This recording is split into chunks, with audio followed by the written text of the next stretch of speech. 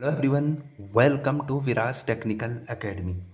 अब electric field due to electric dipole at axial point, यानी electric dipole से किसी भी उसकी एक्सिस के किसी भी पॉइंट पर अब इलेक्ट्रिक फील्ड देखते हैं कितना आता है। तो यहाँ पे हमने एक डाइपोल लिया हुआ है जिसकी जो सेंटर से एल और एल लेंथ यानी 2L लेंथ, और एक पॉइंट पी है इसी डाइपोल की एक्सिस पे।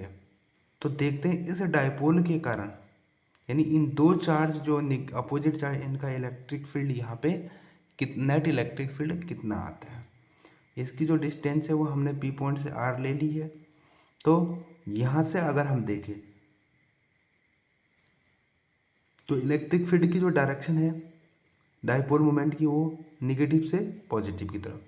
तो पहला चार्ज ई ए के लिए इलेक्ट्रिक, इसके लिए देखिए तो ये निगेटिव चार्ज है, तो इसका जो इलेक्ट्रिक फील्ड है वो तो इसकी तरफ ही होगा, क्योंकि नेगेटिव चार्ज में इलेक्ट्रिक फील्ड लाइंस उसी की तरफ होती हैं।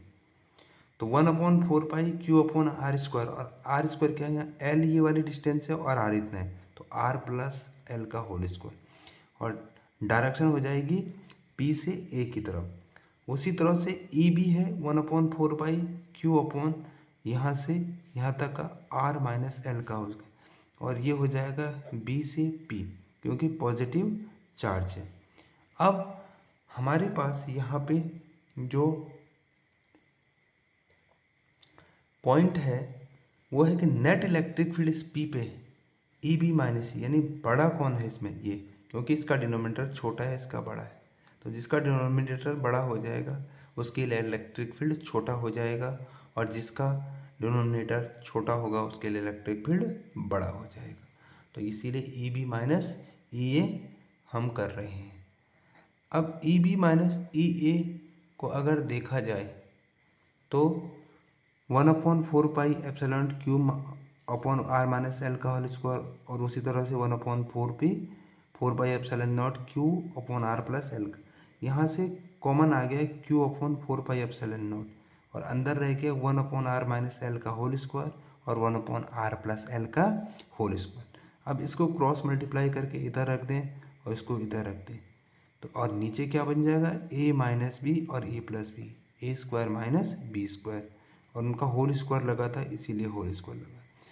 इनके ब्रैकेट खोल के मैं अपने पास इसको फॉर्मूला लगा के R square plus L square plus 2RL, और यहाँ पे भी माइनस से मल्टीप्लाई करने के बाद ये दोनों तो क्या हो जाएंगे, गायब हो जाएंगे।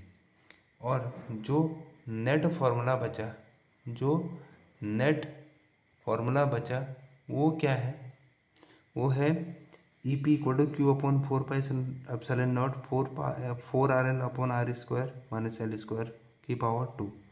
तो E P 1/4 pi epsilon nought 2R into 2QL R square minus L square.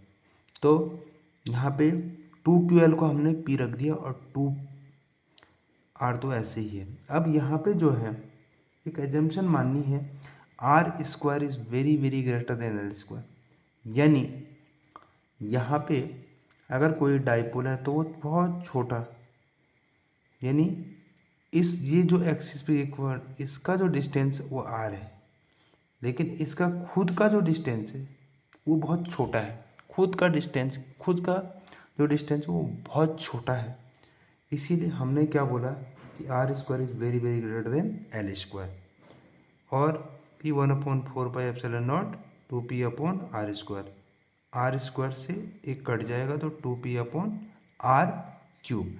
इसका मतलब है कि एक्सियल पोजीशन पे जो इलेक्ट्रिक फील्ड होगा वो इस तरह से आएगा।